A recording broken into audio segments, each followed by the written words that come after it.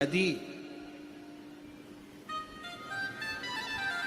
किसी भी अष्टमी तिथि को 12 महीने में शुक्ल पक्ष कृष्ण पक्ष की अष्टमी तिथि पड़ती है, यदि किसी भी अष्टमी तिथि को अगर किसी ने नियम बनाया 5 अष्टमी का, 8 अष्टमी का, 7 अष्टमी का, एक कनेर का पुष्प शिवजी के शिवलिंग को समर्पित करना, अशोक सुंदरी के स्पर्श करना, और जो जलाधारी होती है, जैसे ये शिवलिंग है, ये जलाधारी है, तो पहले शिवलिंग पर स्पर्श, फिर अशोक सुंदरी का स्पर्श, फिर जलाधारी पर कनेर का पुष्प शिव जी की ओर मुख कर कर, अर्थात जैसे मानो ये कनेर का पुष्प है, तो ऐसा शिवलिंग का स्पर्श करते हुए जलाधारी पर जो समर्पित करता है, भगवान शंकर उसके मन की कामना को पूर्ण जरूर करते हैं। एक कनेर का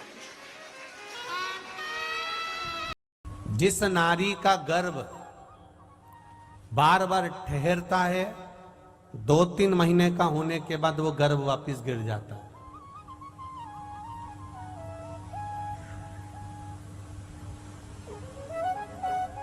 फिर गर्भ ठहरा, फिर गर्भ गिर गया। बार बार गर्भ ठहरता है, 2-4 महीना रहता है, 3 महीना 2 महीना रहता है, फिर गर्भ गिर जाता। उसको देसी गाय, जर्सी गाय नहीं है, देसी गाय का दूध शिवजी का अभिषेक करना चाहिए और उसी दूध का पान उस नारी को कर लेना चाहिए।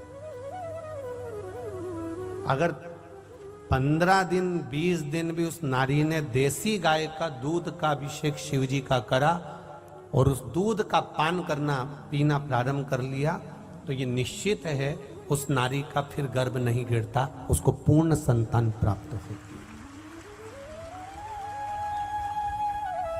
देसी गाय का जो दूध होता है वो अमृत के तुल्य होता है। कोई पुण्य थोड़ा सा एकाग्रित होता है, तब जाकर कोई अच्छा कार्य होता है।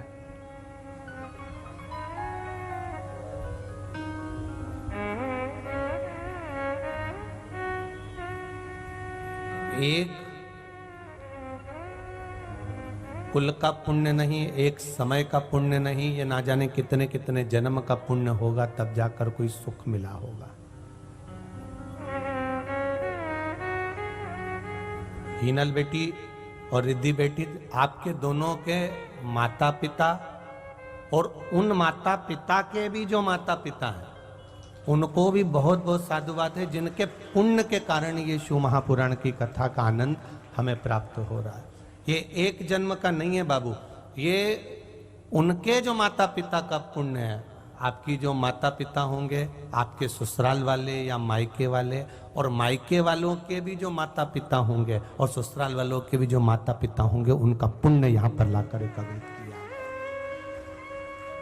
आज उनको प्रसन्नता आनंद हो रहा होगा उनके हृदय चित्त में कि हमारे घर की बेटियों ने, हमारे घर के बेटों ने कम से कम कोई कंजरी गांव का, आज तक महाराज जी हालोल में बात चल रही थी कि आज तक ना तो हालोल में इतना बड़ा आयोजन हुआ, ना कंजरी में हुआ, वो आयोजन बेटियों ने करवाया।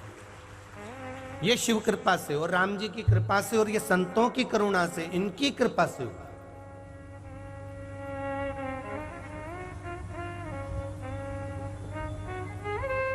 जब तक संत कृपा ना हो, गुरु कृपा ना हो,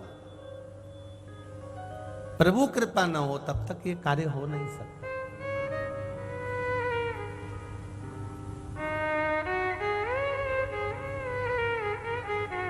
महाराज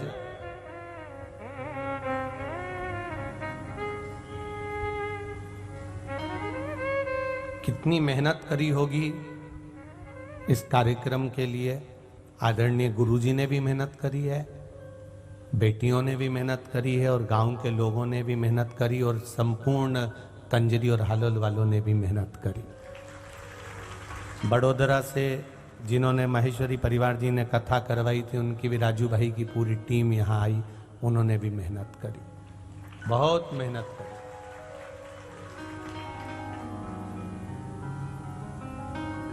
केवल किस्मत के भरोसे पर बैठे रहने पर भगवान कभी नहीं मिलता।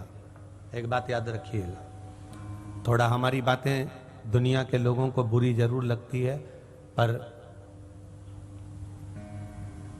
हम आपको प्रसन्न कर कर भी अपना बनाना नहीं चाहते। हम तो कहते हैं कि बस आप इतना भजन कर लें और इतनी मेहनत कर लें कि आपका परिवार, आपका घर, ये घर भी संवरे और वो घर भी तुम्हारा संवर जाए, इसलिए कुछ कह देते। दुनिया में कई लोग ऐसे हैं जो केवल किस्मत के भरोसे पर बैठे हुए हैं। हो जाएगा, किस्मत में लिखा होगा जो होगा।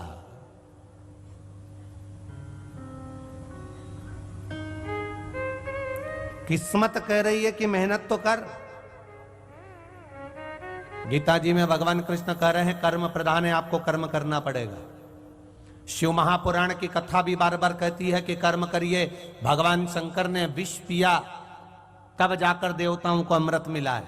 अगर वो विष नहीं पीते तो अमृत देवताओं को मिलता ही नहीं। कर्म करना पड़ेगा, तब फल की प्राप्ति होती है। केवल किस्मत के भरोसे पर बैठ जाना, जो होगा भगवान ने जो रचा होगा सो तो होगा होगा। भगवान कह रहे हैं मैंने रचा तो है, पर मेहनत तो तुझे करना है ना, मेहनत तो तुझे करना।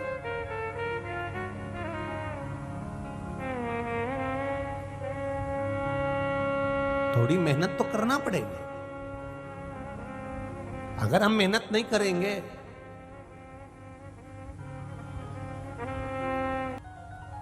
एक चित्त आनंद का विषय, किस्मत के भरोसे नहीं, थोड़ा मेहनत भी करना पड़ेगा। माना किस्मत प्रबल हो, भाग्य प्रबल हो, और उसके साथ में मेहनत भी हो। भोजन दे दिया भगवान ने, बहुत सारा प्रसाद भगवान ने लाकर दे दिया, बहुत सारा भोजन लाकर दे दिया, पर खाना तो हाथ से ही पड़ेगा। और खा भी लोगे, मान लो कोई दूसरा अगर आप हाथ भी मत हिलाओ और दूसरा व्यक्ति अगर आपको हाथ से खिला भी देगा तो मुंह तो चलाना ही पड़ेगा। कि किस्मत के भरोसे बैठे रहोगे मुंह चलाने में भी नहीं, भले कोई मुंह में लाके दे दे मैं नीच चबाऊंगा, अब तुम अकड़ के बैठ जाओ कि मेरे को नहीं चबाना, मैं किस्मत के भरोसे बैठा हूं। ऐसा नहीं होता, मेहनत करना पड़ेगी। और जब हम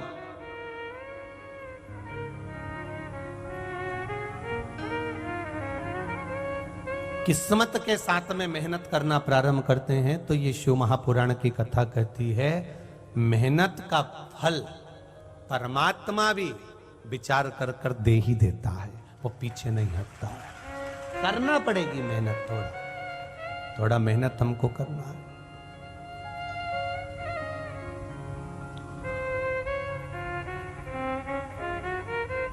बस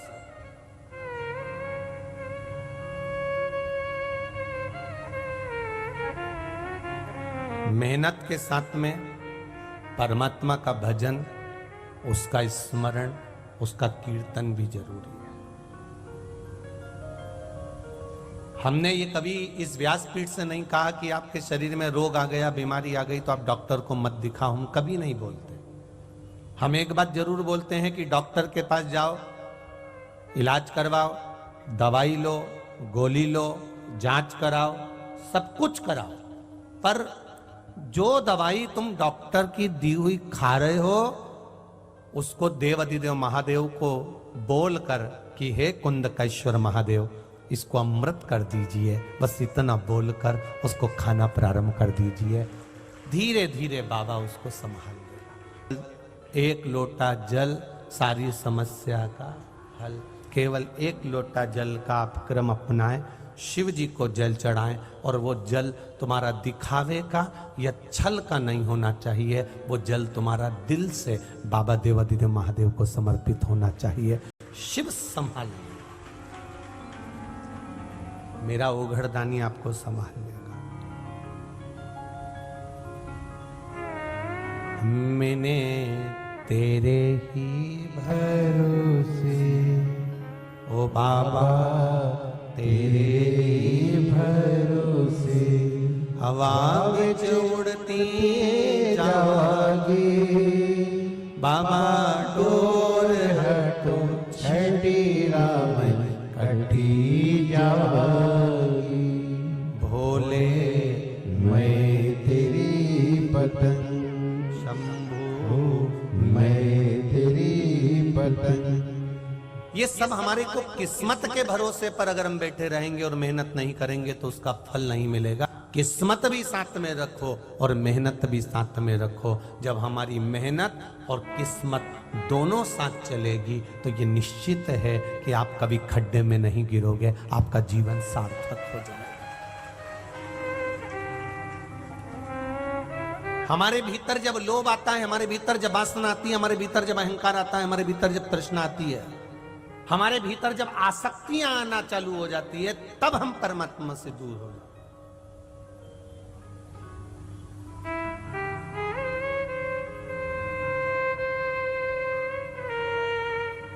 हड्डी के डॉक्टर के पास जाना, हालोल में है हड्डी के डॉक्टर? अच्छा, कंजरी में है? अच्छा चलो, बड़ौदा में है? चलो, दाहोद में भी होंगे, हाँ, अहमदाबाद में भी होंगे। हड्डी के डॉक्टर के पास जाना और हड्डी के डॉक्टर से जाके पूछना, किसी अंधे व्यक्ति की हड्डी टूटी कभी? हड्डी के डॉक्टर से जाके पूछना, अंधे व्यक्ति का पांव टूटा, अंधे व्यक्ति का हाथ टूटा, अंधा व्यक्ति कहीं सिर फोड़ा, अंधे व्यक्ति का कभी हाथ पैर टूटा हुआ नहीं मिला होगा। हमेशा हाथ पैर टूटते हैं तो आंख वाले के ही फूटते हैं।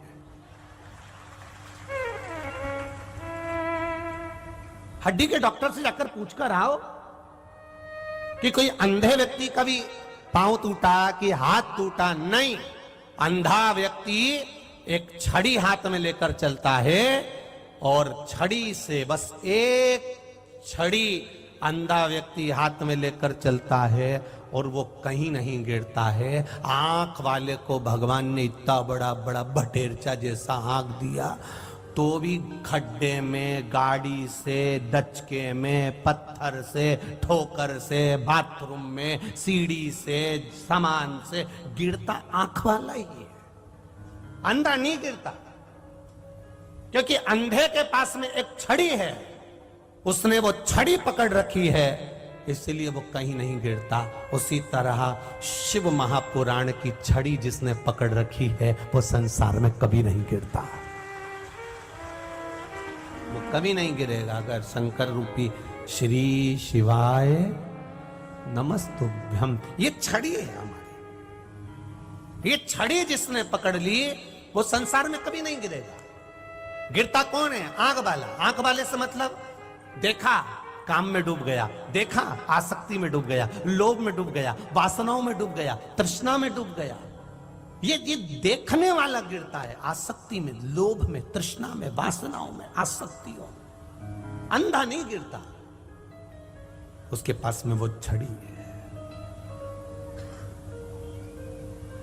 उसके पास वो छड़ी है जिससे वो संभल कर चल रहा है। आए जीवन में दुख आए, तकलीफ आए, कष्ट आए, रोग आए, बीमारी आए, दुख आए, ऐसा कोई संसार में जन्मा ही नहीं जिसको दुख ना आए।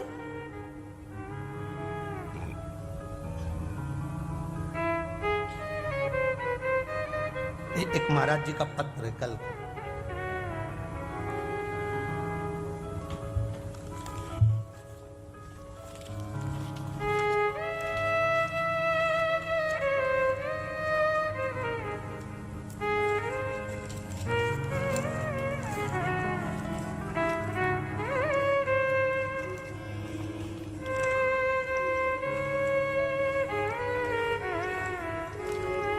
शंभु शरण पड़ी मांगो घड़ी रे घड़ी, दुख काटो दया करे नजर शरण आपो।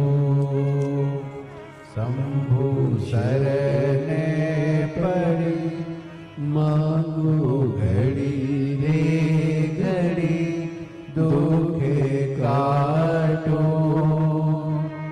दया करे नजर कोरियर द्वारा पत्र आया है। हमने पहले कथाओं में वर्णन किया है कि कोरियर से अगर कोई भी पत्र आएगा तो हम नहीं पढ़ेंगे, क्योंकि कोरियर के पत्र बहुत आने लगे थे, क्योंकि गांव के ही पत्र इतने हो जाते हैं, तो बाहर से कोरियर से आने वाले पत्रों को हमने पढ़ना बंद कर दिया। 2-3 पत्र आए हुए हैं। अब वो पत्र आया तो कल खोला। हम ऐसा नहीं कि पत्र नहीं खोलेंगे, पर हमने ये विचार करा था कि बाहर से आने वाले पत्रों को नहीं पढ़ा जाए। हाँ, सीहोर पहुंचेंगे, कुबेरेश्वर धाम हम पढ़ेंगे जब हमारे पास समय होगा तब। पर यहीं इतने पत्र रहते हैं तो हम इनको पढ़ें कि कोरियर से आए हुए पत्र पढ़ें। फिर भी एक पत्र हमने कल 3 पत्र कोरियर से आए, उसमें एक पत्र श्री कृष्ण कुमार 149/2 जग्गी कोनी, बलदेव नगर, अंबाला, हरियाणा से ये पत्र है। इस पत्र में उन्होंने लिखा है, जग्गी कॉलोनी, बलदेव नगर, अंबाला शहर, हरियाणा। मोबाइल नंबर ये है। पत्र में उन्होंने लिखा है, मैं शिव महापुराण का वर्णन क्या करूं, शिव महिमा का बखान क्या करूं। मेरे गुरु महंत श्री लक्ष्यपुरी जी महाराज, अंबाला सिटी महाराज, उनके पेट में, ये पत्र आप आस्था चैनल के माध्यम से भी देख सकते हैं, उनके पेट में तकलीफ चालू हो गई। ये कथा चलते का बड़ोदरा की कथा का स्मरण है इसमें, जरा देखिएगा। उनके पेट में तकलीफ चालू हो गई। महंत श्री लक्ष्यपुरी जी महाराज के जब पेट में तकलीफ हुई, डॉक्टर के पास लेकर गए। उनकी अंदर की जो आंतें थी वो सारी सुकड़ गई, पाचन क्रिया बंद, आंतें सुकड़ गई। डॉक्टर ने कहा कि इनको और कोई बड़े अच्छे हॉस्पिटल में ले जाओ। हम उनको हॉस्पिटल में लेकर गए। डॉक्टर ने कहा कि अंदर से आंतें सुकड़ती जा रही है और जो मोशन है वो अगर नहीं हुआ, 5 दिन से तो मोशन हुआ ही नहीं था, और अगर मोशन नहीं हुआ तो इनकी वो जान पर आ पड़ेगी। बस सारा प्रयास कर लिया, जो जो करते हैं मोशन देने के लिए सब कर लिया गया, पर वो आंतों के कारण बस मोशन नहीं हुआ। दर्द बढ़ता गया, बड़े हॉस्पिटल में भर्ती करा गया, 5-5 डॉक्टर लगे रहे।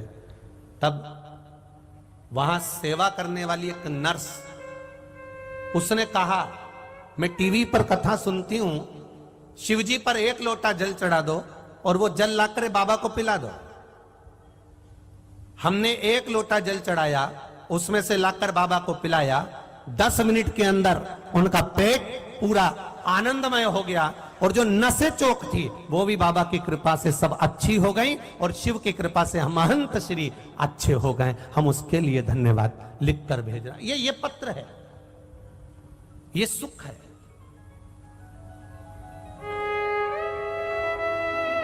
ये जीवन का एक आनंद देने वाला है। महाराज, आप भगवान का भजन करो, स्मरण करो, कीर्तन करो, मंत्र जाप करो, नाम जाप करो, आप शिव की भक्ति में डूबे रहो। हम ये नहीं कहेंगे कि तुम भगवान करो, विश्वास करना, मेहनत करना, और मेहनत के साथ में जब विश्वास पूर्ण होगा तब एक जीवन का आनंद हो। एक बच्चे ने पत्र लिखा है, ये भी देखिए, छोटा है।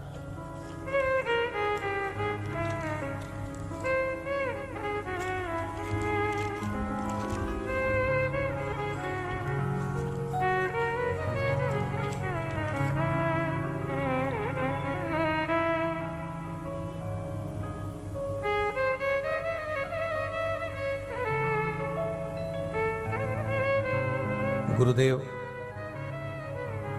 छोटा सा पत्र है। हम बार बार काम करते थे और परास्त हो जाते थे। अब हमने सूरत से हैं, बाबा की कृपा से यहीं पावागढ़ में बाबा देवादिदेव महादेव के नाम से ही हम एक सब काम करके देख लिए। जब कुछ नहीं हुआ, आप कहते हो कर्म करते रहना, पीछे मत हटना।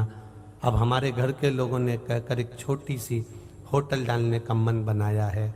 बाबा से प्रार्थना करना कि हम वो होटल को भी अच्छे से चला लें। अब मेरा विश्वास कहता है बाबू, जिनने पत्र लिखा है। आप मेहनत में पीछे मत हटना। अगर मेहनत में पीछे नहीं हटे तो तुम्हारे कर्म का फल तुम्हें ये पावागढ़ वाली भी दे देगी और महादेव भी दे देगा, निश्चित है।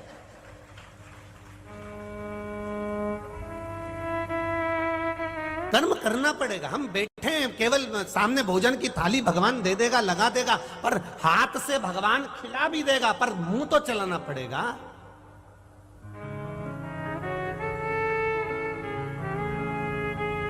आज दुनिया के लोगों ने सबको आलसी बनाने का प्रयास कर दिया, सबको आलसी।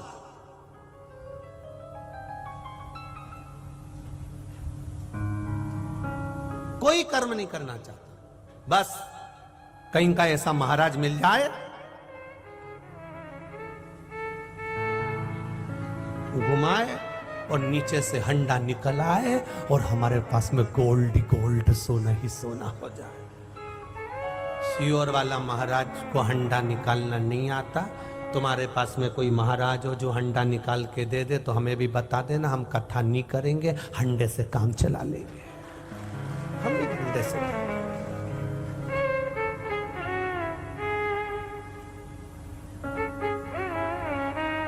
बहुत कठिन है, इसलिए साधु संत सन्यासी तपस्वी साधक उपासक हंडे के पीछे नहीं भागे, ये संत साधु राम के पीछे भागे हैं।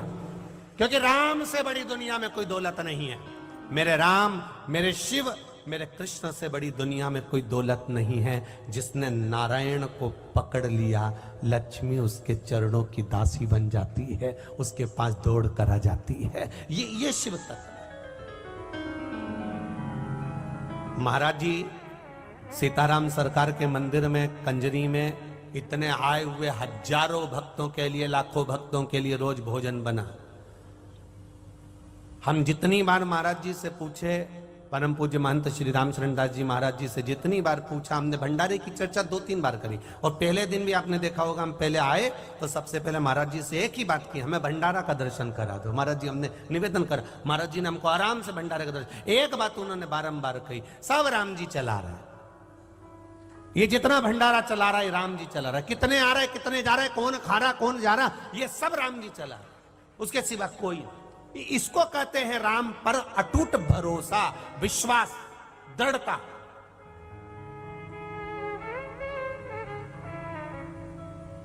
और इसी को दृढ़ता कहते हैं। संत साधु सन्यासी तपस्वी साधक उपासक कभी इधर उधर नहीं जाता, वो राम की शरण में रहता है। रोटी देगा वो, मेरे भजन के बल पर मुझे मिलेगा वो। उसकी भक्ति इतनी प्रबल होती है कि परमात्मा को भी लक्ष्मी को उसके पास भेजना पड़ता है और भंडार भरना पड़ता है। जैसे भरा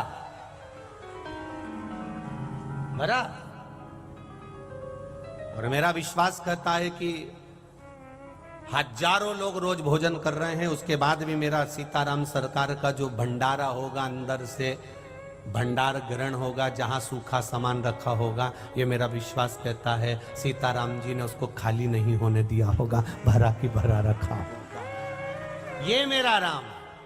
अब वहां कौन आ रहा है भरने के लिए, तो वहां कोई ऐसा मंत्र मारने वाला या छुमंतर करने वाला कोई नहीं आएगा। वहां केवल राम आया है, राम संभाला, राम ने कराया। और मेरा ओ घड़ी, मेरा शिव, मेरा राम, मेरा कृष्ण, मेरा शंभु, भगवान कहते हैं मेरे पास में कुछ भी नहीं है।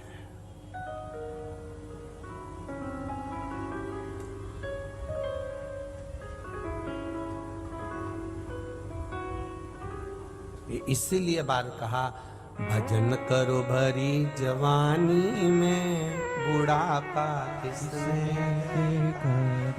जब हम पहुंचेंगे उस अवस्था तक, तब देखा जाएगा। पर कर्म के साथ अपना कर्म करते जाओ और भोलेनाथ जी पर विश्वास दृढ़ करते जाओ। मैंने 1 लोटा जल चढ़ाया है, मैंने बेलपत्र चढ़ाई है, मेरा विश्वास कहता है कि मुझे वो पास करेगा। मैंने एग्जाम दिया है, दिल से दिया है, अच्छा दिया है, मेरा विश्वास कहता है मेरा कंपटीशन एग्जाम में होऊंगा। मैंने भरोसा करा है, मैंने विश्वास किया है, मैंने पढ़ाई करी है, मेहनत करना है और विश्वास भी करना है, कर्म भी करना है, विश्वास करना। मैंने पूरी पढ़ाई करी है और सारी इंटरव्यू की तैयारी करी है, मेरे को निकालेगा वही। अब मैं इंटरव्यू कहीं किसी मैनेजर के सामने देने नहीं जा रहा हूं, अब मेरा महादेव के सामने देने जा रहा हूं, वो मुझे निकालेगा जब। ये निश्चितता है उसकी।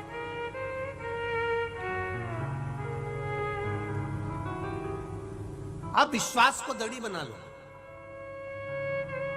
हम नहीं बना पाते, बहुत कठिन है महाराज जी। टूट जाता है व्यक्ति, बहुत जल्दी टूटता है, और भगवान के पास तो सबसे आखिरी में जाता है।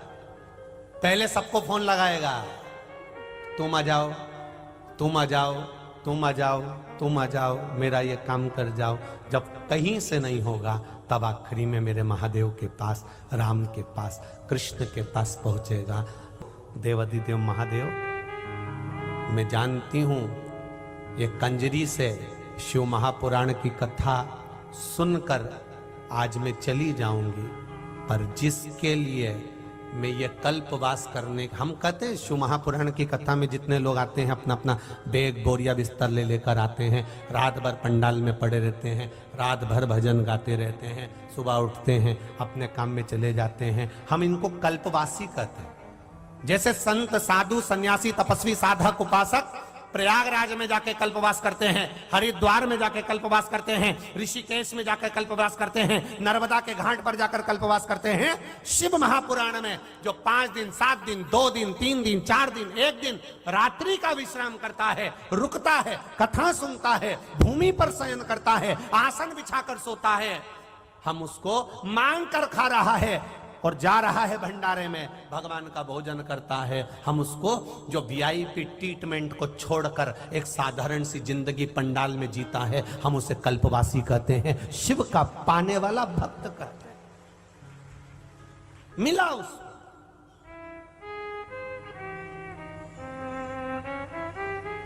मेरी आखिरी उम्मीद मेरा महादेव नहीं होना चाहिए, मेरी आखिरी उम्मीद मेरा राम नहीं होना चाहिए, मेरी आखिरी उम्मीद मेरा कृष्ण नहीं होना चाहिए। मेरा पहला प्रयास मेरा शिव, मेरा पहला प्रयास राम, मेरा पहला प्रयास कृष्ण होना चाहिए। पहला ही एक बार में ही पहला प्रयास ही ऐसा कर दो कि गेंद पाले के बाहर हो जाए, तो फिर उम्मीद की जरूरत ही नहीं रहे। पहला प्रयास मेरा शिव हो, पहला प्रयास मेरा राम हो, पहला प्रयास मेरा कृष्ण हो। हम आखिरी उम्मीद लगा के बैठे, अब मेरा कहीं से काम नहीं हो रहा, तब भगवान के पास में लोटा भर के पानी लेके पहुंच गई, मेरी आखिरी उम्मीद तुम ही हो। महादेव बोले पहले ही आ जाती तो उम्मीद करने की जरूरत ही नहीं पड़ी। भगवान शंकर का गुणगान करे, आपका विश्वास दड़ी बनाकर चलो। जब देवता और राक्षसों ने मिलकर मंथन किया, उस मंथन में सबसे पहले गौ माता निकली। गौ माता निकलने के बाद विष की प्राप्ति हुई, विष के बाद में फिर रतन माणिक मोती औषधि ऐरावत, फिर बाद में अमृत की प्राप्ति हुई। अगर देवता और राक्षस दोनों मिलकर मेहनत नहीं करते, किस्मत के भरोसे बैठे रहते, तो क्या अमृत मिल सकता था? नहीं। उन्होंने मेहनत करी, और जब मेहनत करी तो उसके भरोसे पर अमृत की प्राप्ति हुई।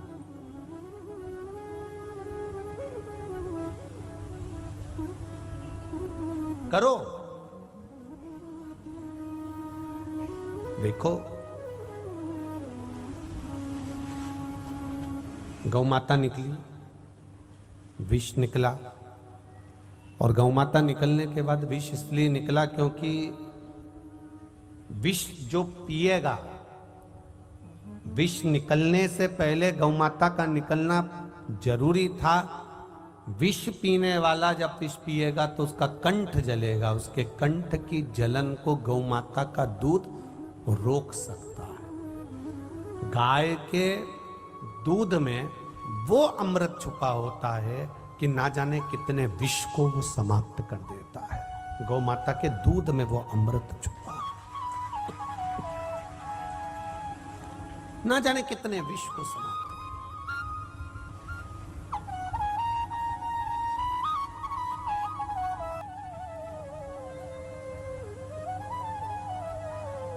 अब आज का जमाना तो बड़ा विचित्र है साहब।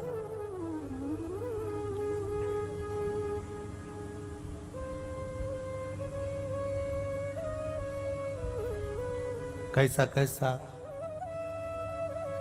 बोतल का दूध आ रहा है, थैली का दूध आ रहा है, पाउडर का दूध आ रहा है, केमिकल का दूध आ रहा है। उसी से मालूम पड़ जाता है कि तुमने जो दूध पिया है वो कितना असर कर रहा है।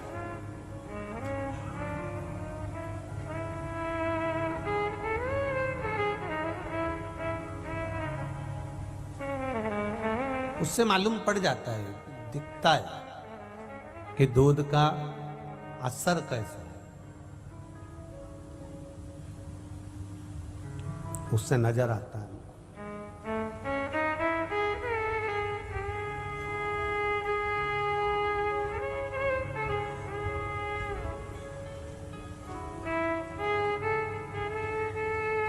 शिव कथा कह रही है,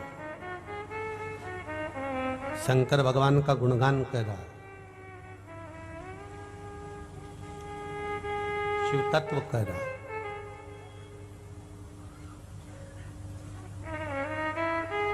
देसी गाय का दूध आप लोग प्रयास करा करो। भगवान शंकर ने कभी ये नहीं कहा आप लोगों से कि आप गिलास भरकर या लोटा भरकर या बहुत सारा दूध समर्पित करो तो मैं प्रसन्न होऊंगा। भगवान तो कहते हैं आधी में पुनियाद, थोड़ा सा भी मिल जाएगा तो भी देसी गाय का अगर दूध एक चम्मच क्या, आधा चम्मच क्या, 2 बूंद भी अगर किसी जल के पात्र में मिल गया तो पूरे जल को अमृत कर देता है।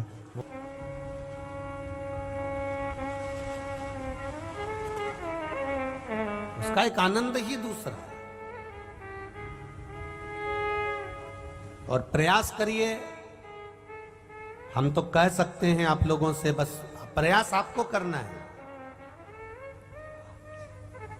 अगर घर में गौ माता की सेवा नहीं कर सकते हो, घर के अंदर गाय नहीं बांध सकते हो, घर के अंदर गौ माता की सेवा नहीं कर सकते हो, तो प्रयास करा करो अपने नगर में, अपने गांव में, कहीं मंदिर में, कहीं सीताराम सरकार के चरणों में हो, कहीं पावागढ़ वाली माँ के चरणों में हो, कहीं गौशाला अगर कहीं हो, तो रोज नहीं जा सकते तो कम से कम अमावस्या के दिन एक दिन ऐसा बनाओ कि अमावस्या के दिन जाके मुझे चारा देना है, गौ माता की सेवा करना है और उनके चरणों में पहुंचना है।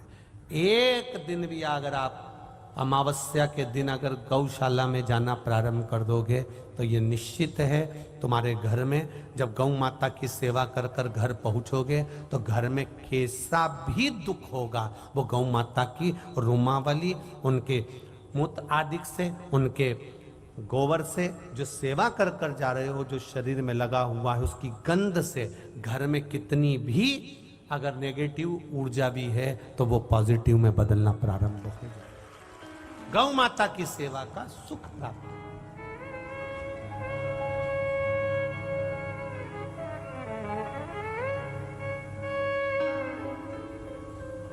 करो सेवा। हम कभी तुमसे ये नहीं कहेंगे कि तुम कुत्ता मत पालो, हम क्यों कहें? कई लोग कहते हैं गुरुजी आप अपने व्यासपीठ से बोला करो कि मदिरा मत पियो, तंबाकू मत खाओ, ये मत करो, वो मत करो। हम उनसे कहते हैं हम कह भी देंगे तो क्या छोड़ रहा है?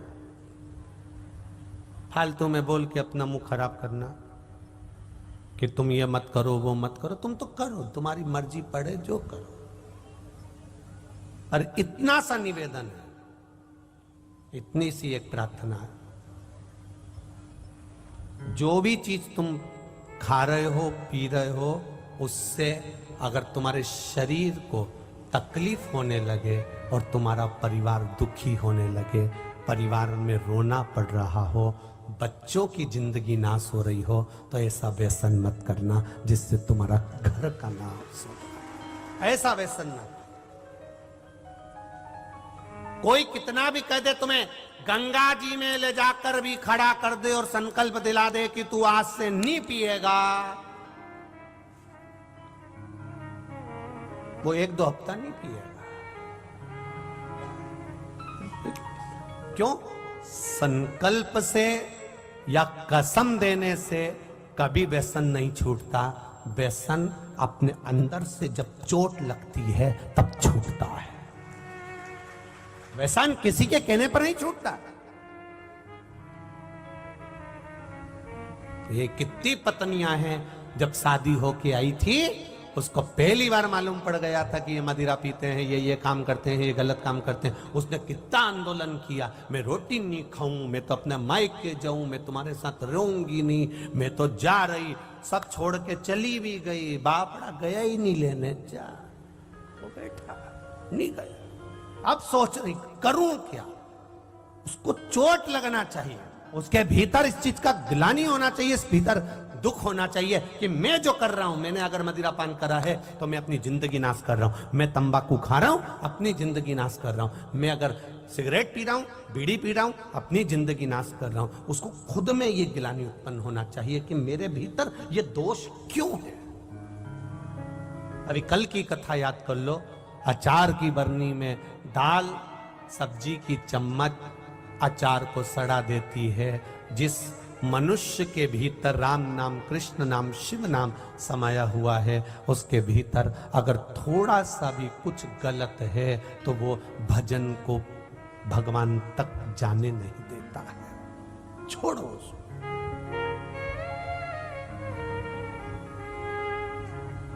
करो भजन, स्मरण करिए। निकली सबसे पहले, और एक गाय नहीं निकली है। मंथन के समय पर 5 गौ माता निकली हैं। 5 गाय समुद्र मंथन में से निकली हैं, एक नहीं निकली है, 5। सुरभि, सुशीला, सुभद्रा, नंदा, बहुला, 5 गाय निकली।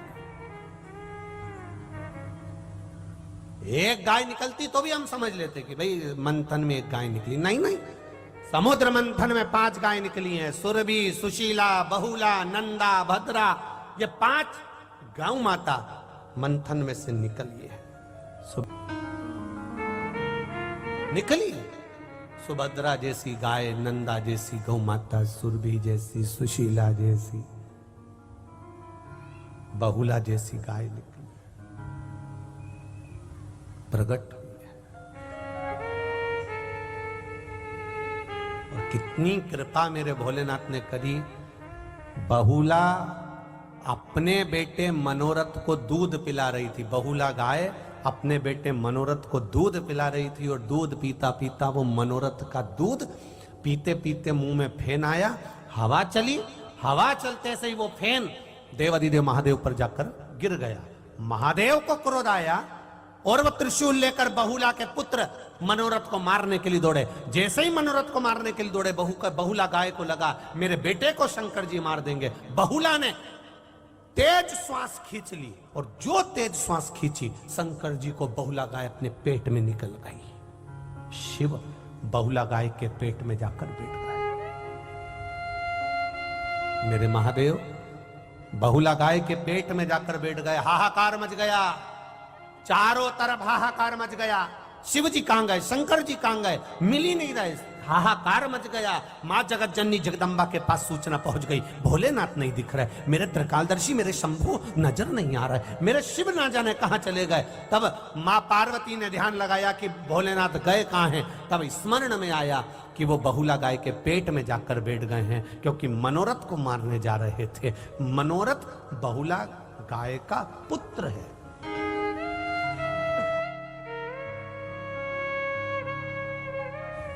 मनोरथ को मारने गए थे। मनोरथ को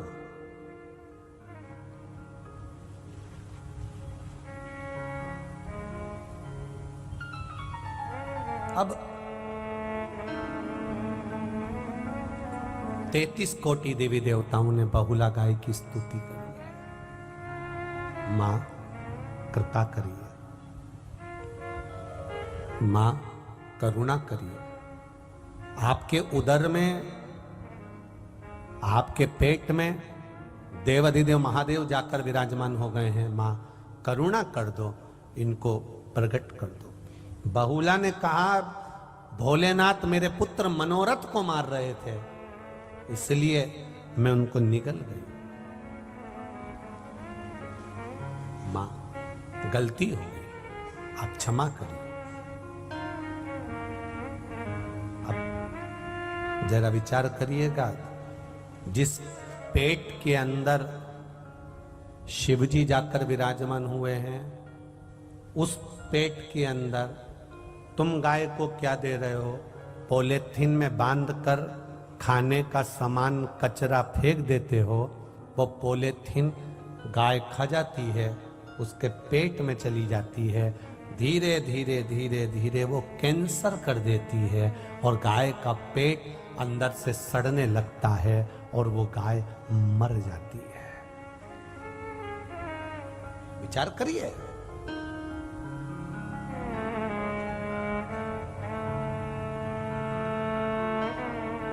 कई गौशालाओं ने रिसर्च करा महाराज जी, कई गौशालाओं में रिसर्च किया गया कि कांजी हाउस में गायों को पकड़ा जाता है, शहरों में से गायों को पकड़ा जाता है, शहरों की गाय को पकड़कर गौशाला में भेज दिया जाता है। आसपास में जो गौशाला होती है उसमें शहर की सारी गायों को भेजा जाता है। अब शहर की गौशाला, शहर की गायों को, रोडों पर चरने वाली गायों को, रोडों पर फिरने वाली गायों को नगर के निगम के लोग, नगर पालिका के लोग, शहर के लोग उसको भर कर ले जाकर गौशाला में छोड़ देते हैं। अब गौशाला में छोड़ दिया, अब रिसर्च करा जाता है कि वो गाय 15 दिन, 20 दिन, 50 दिन, 2 महीना, 6 महीना, 1 साल तक रहती है, 1 साल के बाद मर जाती है। कई लोग गौशाला पर क्लेम कर देते हैं कि गौशाला में इतनी गाय मर गई, गौशाला में ऐसा हो गया। विचार करो, तुमने शहर की गायों को लाकर गौशाला में डाला गया है और गौशाला में शहर की गाय को डाला तो वो पहले की पन्नी खाई हुई रहती है, पहले की वो ना जाने क्या क्या खाई हुई होती है। अब उनको चारा मिल रहा है, पानी मिल रहा है, औषधि मिल रही है, सब कुछ मिल रहा है, पर पहले की जो पन्नी उसके पेट में भरी हुई है उसके कारण उसका प्राण चला ही जाता है, चाहे कितना ही प्रयास कर लो, कितना ही प्रयास करो। शहर की घूमने वाली गायों को तुमने गौशाला में रखा, चारा खिला रहे हो, उसको तुम खली खिला रहे हो, चाहे तुम कुछ भी खिला लो, पर अंदर जो उसके पेट में पन्नी भरी पड़ी है, पॉलीथीन पड़ी है, वो अपना काम कर रही है, इसलिए गाय को मरना तो पड़ेगा।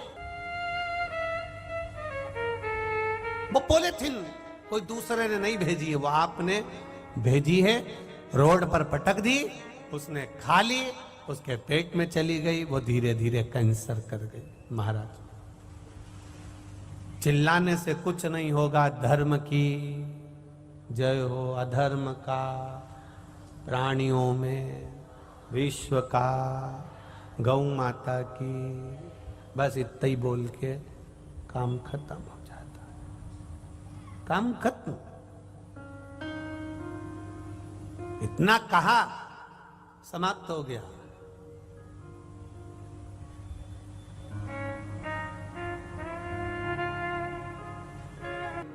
कभी गंगा जयंती मनाई जाती है, कभी ताप्ती जयंती मनाई जाती है, कभी चंद्रभागा जयंती मनाई जाती है, सारी पवित्र, कभी छिपरा जी के तट पर कोई जयंती मनाई जाती है, पवित्र से पवित्र नदियों के तट पर जयंतियां मनाई जाती हैं। एक से बढ़कर एक त्योहार, एक से बढ़कर एक उत्सव मनाया जाता है। हम मना नहीं करेंगे, आप त्योहार मनाओ, उत्सव मनाओ, जयंती मनाओ, खूब खर्च करो, सुंदर सजाओ, सुंदर उत्सव मनाओ, पर निवेदन केवल इतना है कि नर्मदा हो, गंगा हो, कावेरी हो, छिपरा हो, सरयू हो, उनके तट पर तुम कुछ भी मनाओ, पर ये कागज के दिए, ये प्लास्टिक के दोने में दिया जलाकर तुम नदियों में फेंक देते हो, वो आगे जाकर तुमने तो दीपदान कर दिया, तुमने तो वहां दिए लगा दिए, पर बाद में घाट पर पड़ा हुआ कचरा, नदी में डाला गया कचरा, वो सारा एक जगह पर दूषित होता रहता है। हमारी पवित्र नदियां अगर ऐसी दूषित होती रहेगी तो ऐसी जयंती मनाने से कोई फायदा नहीं है।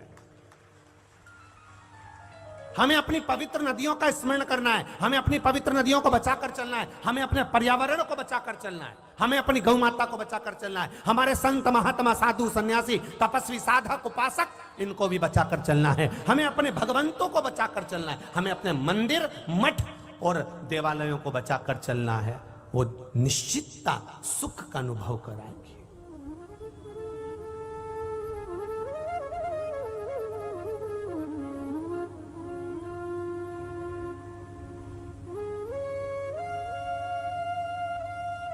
निश्चितता सुख का अनुभव कराएं।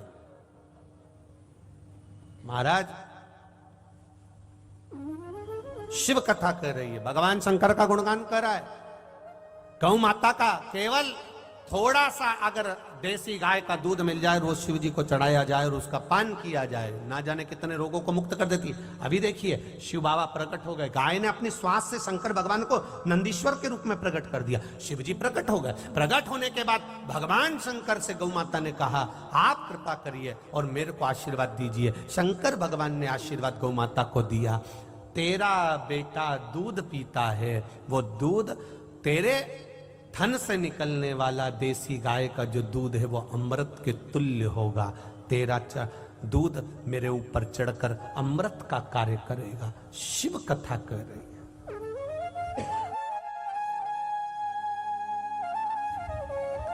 शिव महापुराण की कथा कर रही है, भगवान शंकर का गुणगान कर रहा है, शिव तत्व कर रहा है। गाय का बछड़ा जब दूध पीता है और उसके मुख पर जो फेन आता है, वो फेन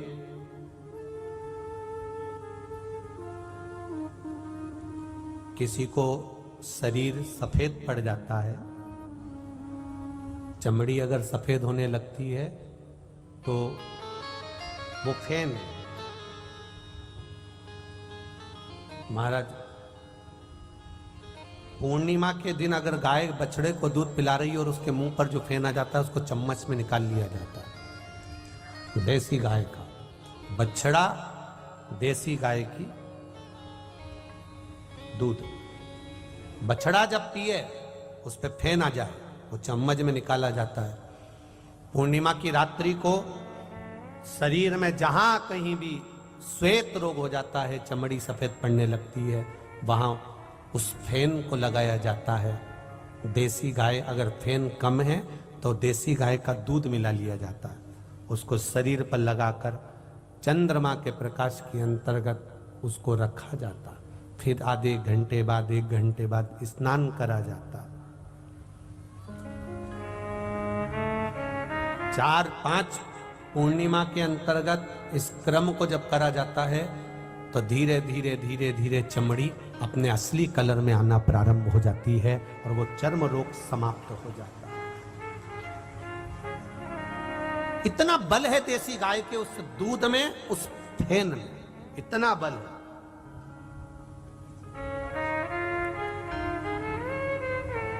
और हम आज के जमाने में इतने आगे निकल गए कि गौ माता तो हमको सुहाती ही नहीं है। जहां देखो, कल भी हमने देखा, हम यहाँ से इधर भीड़ रहती है तो इधर से निकल जाते हैं, वो हमारे वो जिग्नेश भाई हमारे इधर ले जाए, और पुलिस की गाड़ी इधर से चली जाए तो इधर से जाए, तो हम इधर से जा रहे थे, हमने देखा कि 4-5 गाय भी थी किसी एक महिला के पास में, और 2 भैंस भी थी। वो ऐसी चरा रही थी उसको, उसने कुछ नहीं करा, पर भैंस कहीं नहीं जाना चाहिए, भैंस संभाल रही थी। वो गाय नहीं संभाल रही थी, क्या संभाल रही थी? भैंस संभाल रही थी। हमने भी मन में सोचा बस यही दशा आज के जमाने में सब जगह है, जो गाढ़ा दूध दे, ज्यादा दूध दे, कहीं से मुना अच्छा प्रॉफिट आ रहा हो, तो वो प्रॉफिट सबसे अच्छा भैंस से ही आता है। पर इनको समझाए कौन? गाय की अगर तुमने सेवा करी है, गौ माता की सेवा करी है, तो गाय का जो बछड़ा होता है उसको बैल कहते हैं, बैल को नंदी कहते हैं। नंदी पर कौन बैठता है? बोलो बोलो जम के, महादेव बैठते हैं। अब तुमने गौ माता की सेवा करी तो गाय का जो बछड़ा है, बैल, बैल वो जो नंदी, नंदी शंकर जी से कहेगा इसने मेरी माता की सेवा करी है, इसको कैलाश पर लिया, लेकर आओ इसको कैलाश पर। नंदी कह देगा महादेव से। और तुमने अगर भैंस की सेवा करी,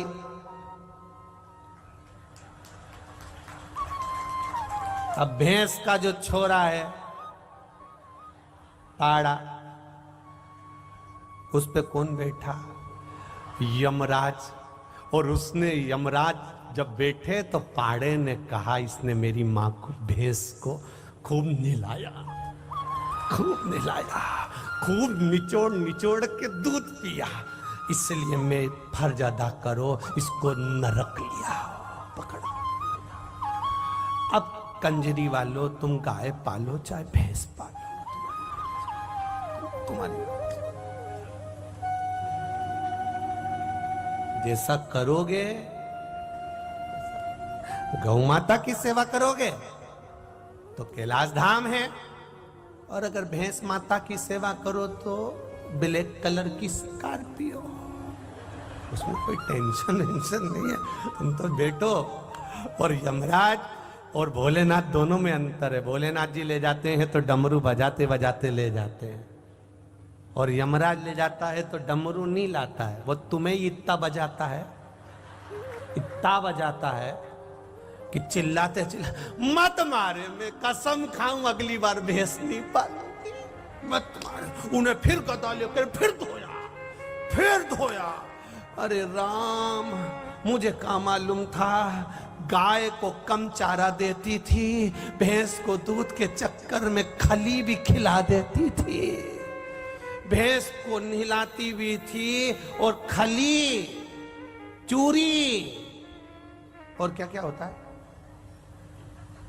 अच्छा अच्छा आइटम भैंस को खिलाती थी। क्यों? दूध अच्छा देगी, पर मालूम क्या था कि मार भी अच्छा खिलाएगी।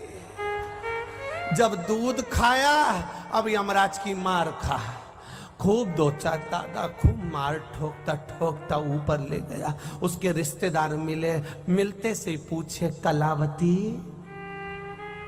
कलावती बोली, जी जी लीलावती, तू भी यही है?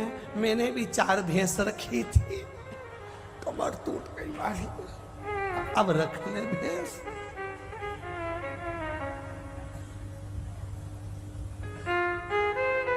मत बुरे कर्म कर बंदे, वरना पछताएगा, भगवान की आंखों से तू बच नहीं पाएगा, तू बच नहीं पाएगा।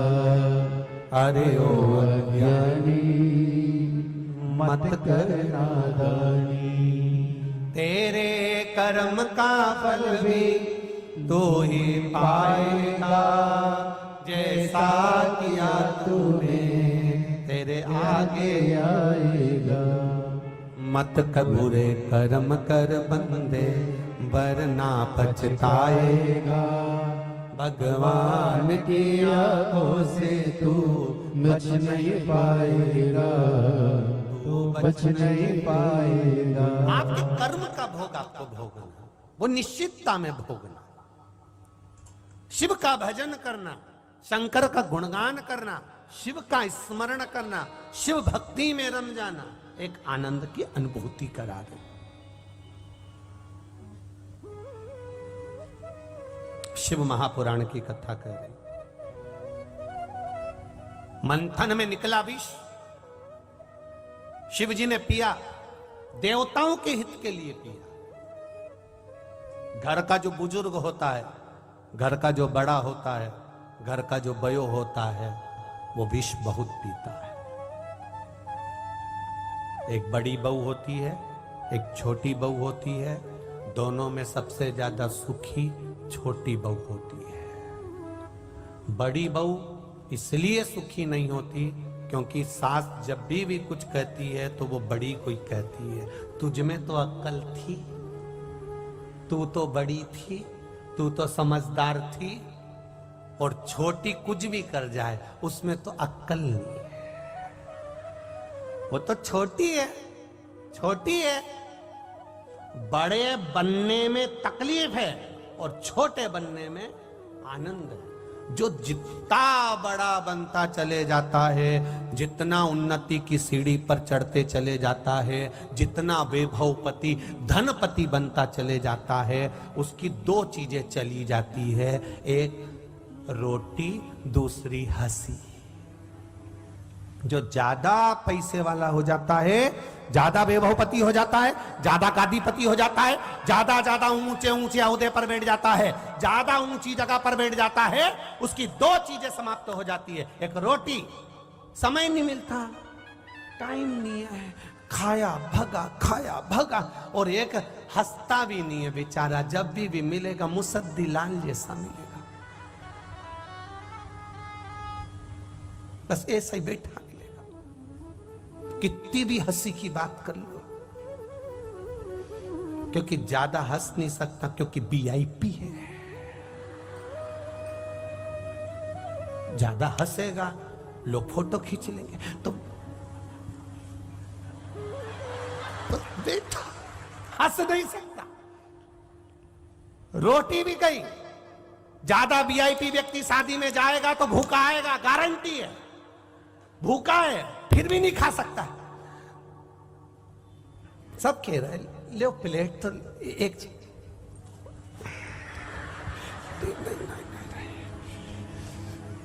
फिर किसी ने कहा सर एक गुलाब जामुन, वीआईपी है। और जो साधारण होता है ना, वो तो डट के निपटाता, सब खा लो, उसे कोई मतलब नहीं। अब जो वीआईपी है बाप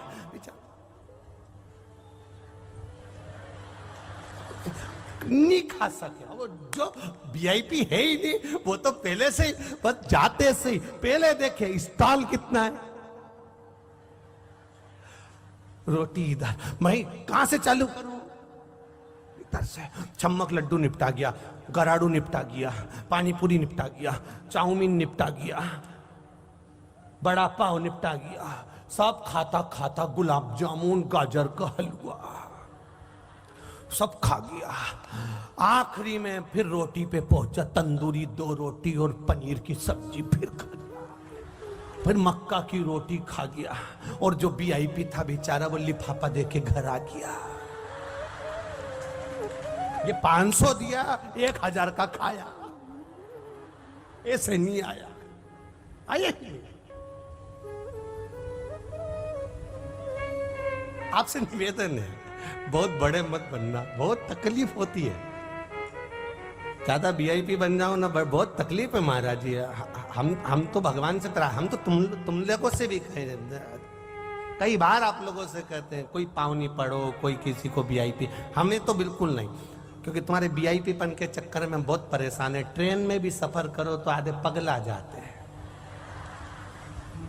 अब बाथरूम भी जाना है तो वहीं पे खड़े हैं, इतनी तकलीफ कर रहे क्या?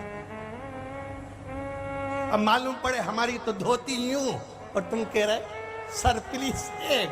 हमने कहा पहले नीचे तो कर लेंगे दादा, अब नीचे करे तो फोटो खींचे। वहीं खड़े पूछ लिया वो टीसी से, क्यों सीओर वाला महाराज बैठा है आगे के केबिन में, आओ बस। उनने 4 को कहा, इधर से 8 को कहा, सब इकट्ठे। कहां गया सीओर वाला महाराज? बाथरूम में गया।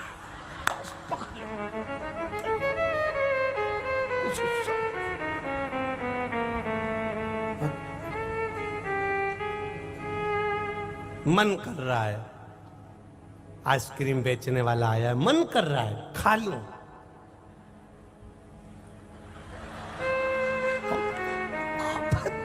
इतनी आफत बढ़िया।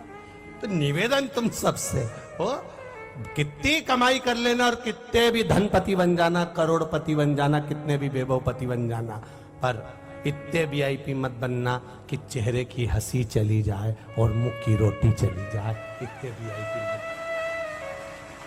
हंसी बरकरार रखना। कई लोग कहते हैं महाराज तुम्हारे को कभी कथा में रोते हुए नहीं देखा। आप जब देखो, जब हंसने की बात करते हो, मुस्कुराने की बात करते हो, हमारी रामचरितमानस भी यही कहती है। दुनिया का दस्तूर ये कहता है, कौशल्या मैया ने भी राम जी से कह दिया था, माता पुनि बोली सोमती डोली तजऊ तात यह रूपा, कि जय शिशु लीला अति प्रिय शीला यह सुख परम अनुपा, सुनी वचन सुजाना रोदन ठाना। राम जी जैसे ही सामने आए तो कौशल्या मैया ने कह दिया था राम जी छोटे हो जाओ। राम जी बोले मैं क्यों छोटा हूं, तुम बच्चे हो, छोटे हो। राम जी छोटे हो गए। कौशल्या मैया कहती है अब तुम रो, अब तुम रोइए, बात मत करिए, रोइए। मैं रो, हाँ रो, ठीक है। राम जी महाराज जब रोए तो कौशल्या मैया ने कह दिया, माता कौशल्या ने कहा, माता कौशल्या ने कहा सुनो राम, मृत्यु लोक में जन्म लिया है तो रोना तो पड़ेगा। आज से रोएगा तो मरेगा तब तक रोना पड़ेगा। ये संसार की रीति है। जो बच्चा जन्म लेता है मां के गर्भ से, अगर वो जन्म के समय नहीं रोता तो उसको डॉक्टर सिस्टर धप मार के चिमटा खोड़ के रुलाते हैं, क्योंकि आज से रोएगा तो मरे तक रोना पड़ेगा। रोना तो पड़ेगा। दुनिया के लोग रुलाना चाहते हैं और शिव महापुराण की कथा आपको मुस्कुराना सिखाती है कि स्माइल देते हो, मुस्कुराते हो, प्रसन्न रहिए, आनंद। ये सुख है हमारा।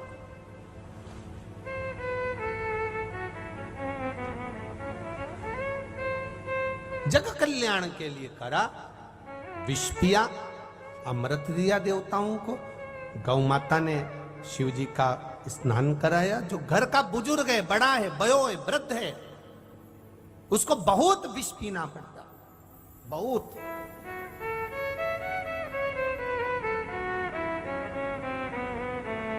घर का बड़ा बेटा, घर की बड़ी बहू, घर की बड़ी बेटियां, बहुत विष पीना पड़ता।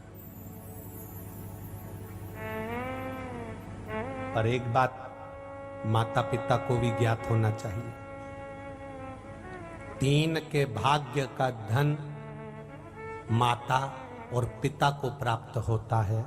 पहला गौ माता के भाग्य का, दूसरा संत ब्राह्मण गुरु के भाग्य का, और तीसरा बहन बेटी के भाग्य का।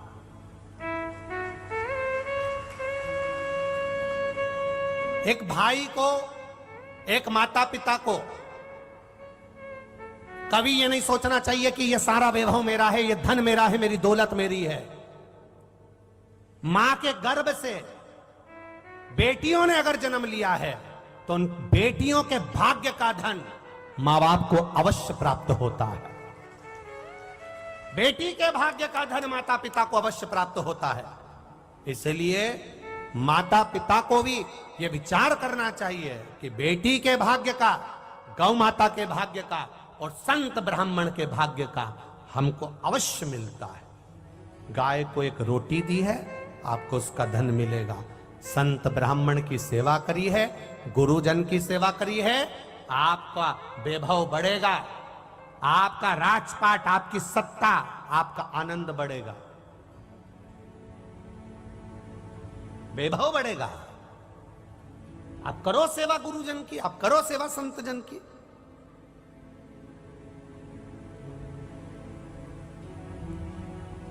श्री रामचंद्र दास जी महाराज जी एक बात कहे कि यहाँ का जो परमार परिवार है, राजघराना परिवार है, हमारे दादा गुरु की भी उन्होंने सेवा करी उनके परिवार ने, फिर उनकी गुरु की भी सेवा करी, फिर अभी भी सेवा में लगे हुए हैं। तो हम भी कहना चाहेंगे ये गुरु सेवा करिए, उसी का फल है जो राज सिंहासन की कुर्सी बाबा ने आपको दी है, ये उसका फल है। जो तुमने गुरु घर सेवा करी, संत गुरुओं की सेवा, और आने वाले बच्चों को भी कहिए,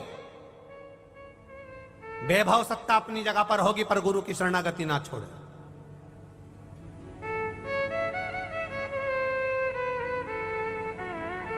क्या मिलता है सेवा का फल, ये आप नहीं जान सकते। यहां इतने सारे कार्यकर्ता सेवा में लगे हुए हैं, कई कार्यकर्ताओं के फोन सीहोर के लिए भी आ रहे हैं। हमने पहले भी कहा 16 फरवरी से 22 फरवरी तक सीहोर में कुबेरेश्वर धाम पर रुद्राक्ष महोत्सव है।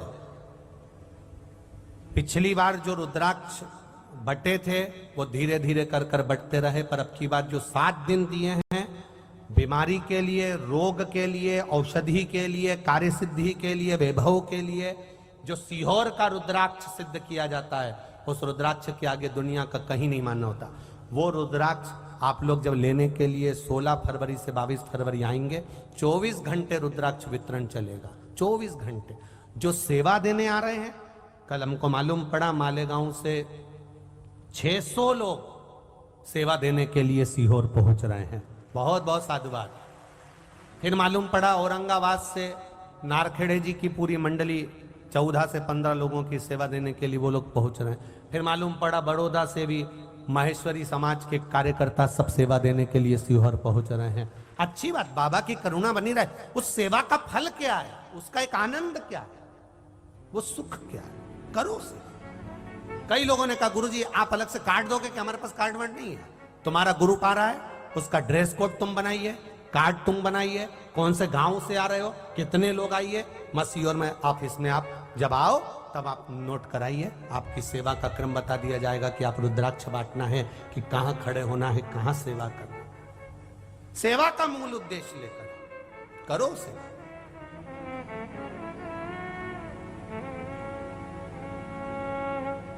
मिलता क्या है वो यही देख लो। आपके कंजरी में जिन घराने ने गुरु महाराज के घर की सेवा करी है उसका फल मिला है। और बच्चों को संस्कार होना चाहिए कि उनको भी कहा जाए सेवा नहीं छोड़ना, धार्मिक कार्य नहीं छोड़ना, कर दो। मौका मिले खूब करो। कितना हाथ धोया कंजरी वालों ने और हालोल वालों ने, बाहर खड़े होकर पानी की बोतल दे रहा है, चाय पिला रहे हैं। कहीं से महिलाओं के ग्रुप आया हुआ है, महिलाओं का 150 महिलाओं का चाय पिला रही, कहीं कुछ कर रही, कहीं कुछ कर। कितनी सेवा कर रहे हो, कितनी। कोई भोजनशाला में लगा हुआ है, कहीं भोजन का आनंद करा रहा है, कितनी सेवा कर रहे हो। इसका फल खाली नहीं जाएगा। कितना सुख मिला है, कितना प्राप्त किया है, मौका फिर नहीं मिलने वाला। भगवत तत्व को धारण, शिव तत्व। कहा मंथन हुआ, निकला विष। वो विष अमृत देवताओं को दे दिया, विष स्वयं पी लिए, क्योंकि घर के बड़े थे, बुजुर्ग थे, देवादिदेव महादेव थे, इसलिए विष पिया। देवताओं के लिए विष पिया। पर शिव महापुराण की कथा कहती है जितना अमृत पीने वाले का नाम नहीं लिया जाता, उतना विष पीने वाले का नाम आज तक लिया जाता है। आज तक विष पीने वाले का नाम लिया जाता है। होता है कोई कोई बहुत कड़क होता है। एक संत चतुर्मास करने पधारे एक गांव में, और चतुर्मास करने के लिए संत पधारे। 4 महीना उनने खूब प्रवचन दिया, खूब दिया। चतुर्मास पूरा हो गया, उनको गांव के लोग स्टेशन छोड़ने के लिए गए, ट्रेन में छोड़ने के लिए गए। तो जाते जाते गांव के लोगों ने कहा गुरुजी जाते जाते थोड़ा सा ज्ञान की बात कह जाते तो हमारी जिंदगी सवर जाती। गुरुजी को तो गुस्सा आ गया। 4 महीने क्या करा मैंने। गुरुजी तो गुस्से में ला, मूर्खों, पगले, गधे, अकल नहीं है, ज्ञान की बात कह दो। गधे हो, मूर्ख हो, पगले हो, चलो यहां से जाओ। गुरुजी को गुस्सा आ गया। सारे गांव के लोग आने लगे, आपस में बात करने लगे। अपन ने तो इनको खूब ढोकला खिलाया था, गरम गरम देसी घी की रोटी भी दी। मालपुआ और कड़ी भी खूब खिलाई, खीर भी खिलाई, और गुरुजी ने जाते जाते कितनी गाली दी। आवान दे या गुरुजी को दूसरी बार तो देख लेंगे। गुरुजी चले गए।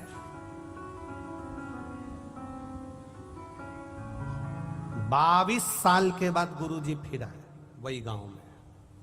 गांव के लोग मिले उनसे, गुरुजी पहचान गए?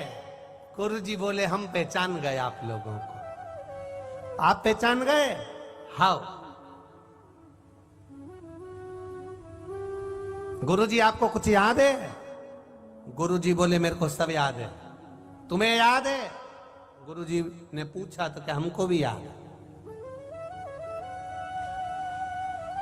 क्या याद है गुरुजी? याद करो गुरुजी। चतुर्मास करने आए थे, स्टेशन पे हमको क्या कहा था? गुरुजी बोले हमने तुमको गधा कहा था, पगला कहा था, मूर्ख कहा था। अब गुरुजी बोले हमको सब याद है। अब तुम्हें जो 4 महीना प्रवचन दिया था वो याद है? नहीं याद है। हमें याद है। गुरुजी बोले ये वही संसार है। अच्छा कितना भी कर देना, किसी की कितनी भी फाइल निपटा दो, कितना भी अच्छा कर दो, अगर एक काम उसका अच्छा नहीं करोगे तो वो 10 काम भूल जाएगा और एक काम को पकड़ के बैठ जाएगा। ये संसार है। गला पकड़ रहा भगवान। ये संसार है। आप कितना भी अच्छा कर कर चल दो, उसके 50 काम कर दो और एक काम नहीं करोगे तो वो 50 काम को भूल जाएगा और एक काम को याद रखेगा, इसने मेरा ये काम नहीं करा था, इसने मेरा ये काम नहीं करा था। 4 महीना प्रवचन दिए, वो लोगों को याद नहीं रहे, पर रेलवे स्टेशन पर जाते जाते जो शब्द कहा वो 22 साल तक याद रहा। मेरे को पहला प्रयास मनाओ महादेव कहते, पहला प्रयास मुझे बना। मुख में हो राम नाम, राम सेवा तू अकेला नहीं प्यारे राम तेरे साथ में। जिंदगी की बागडोर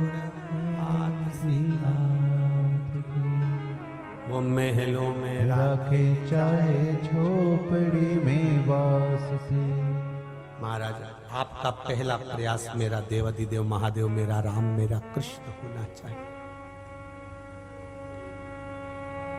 आखिरी उम्मीद नहीं, पहला।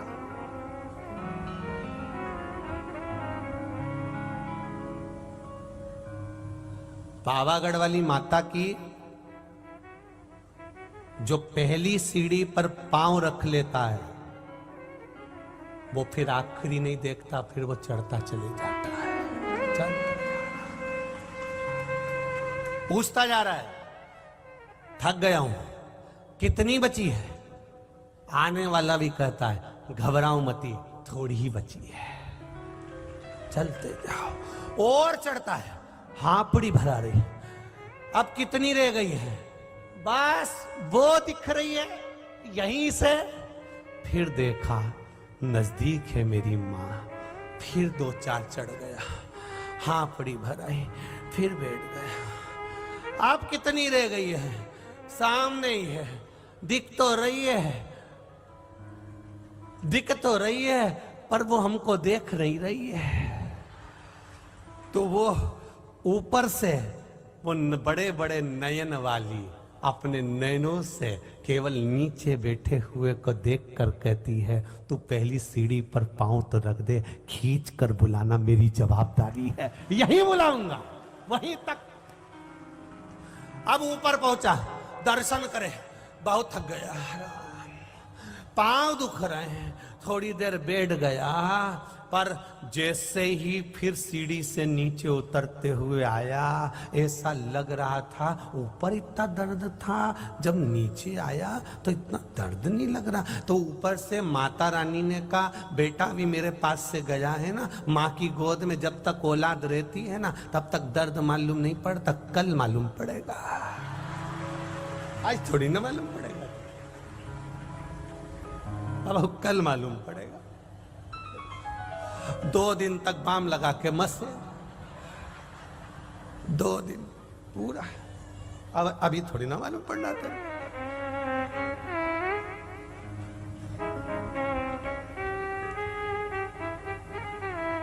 चलते जाओ, चलते।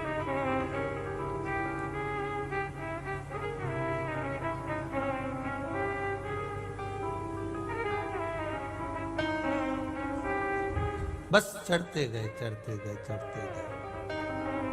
पहली सीढ़ी, पहला भरोसा, पहला विश्वास, पहली दृढ़ता, उसने मां को मान लिया इसलिए चढ़ गया। आखिरी उम्मीद मानता तो नहीं चढ़ता। भैया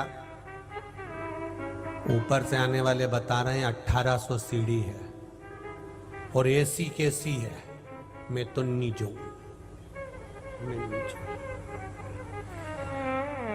तुम चले जाओ, तुम जाओ।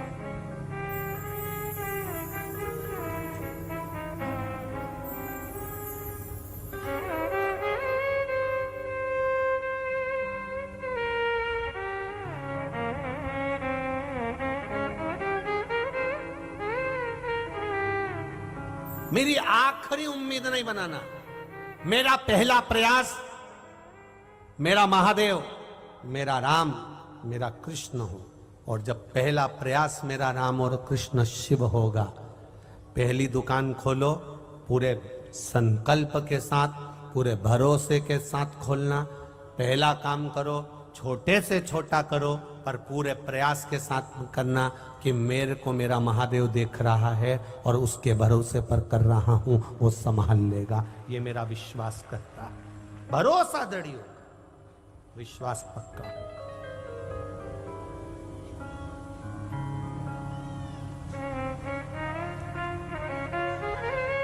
और जब भरोसा दृढ़ हो, विश्वास पक्का हो, भरोसा जब दृढ़ हो जाए, विश्वास जब पक्का हो जाए, और भरोसा दृढ़ होने पर, विश्वास पक्का होने पर, फिर वो परमात्मा का एक आनंद सुख प्राप्त हो जाएगा। मैंने तेरे भरोसे ओ बाबा, तेरे ही भरोसे हवा विच उड़ते जावांगे बाबा, डोर घटो छड़ी ना मैं गठी जावांगी। शिव कृपा हो, उसकी उदाहरण